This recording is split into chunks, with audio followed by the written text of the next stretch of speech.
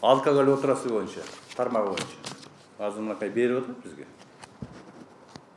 1,5 миллион дал болчу экен, азыр 400-гө түшүптүр. Ким жооп берет алкоголго берет? Минсельхоз кетти, бирок бул жерде карашыбыз керек да. Ушунчалык ичпей калдыкпы? Ичип атат го дейм, тойлор болуп атат. Макул 20% өсүп. 4 эсеге түшүп атпайбы?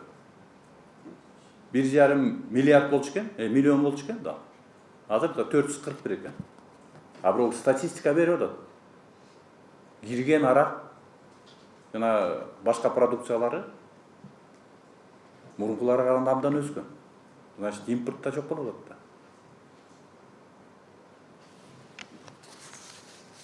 Силерсиз бир дагы мамлекеттик укук коргоо органдары салыкты жашырып койгонго мүмкүнчүлүгү жок да. Себеби дегенде ким кайсы жерде ишкана ачты, силер менен учеттон алып атат, ал эмне кылып атат, маалыматтын баары силерде да.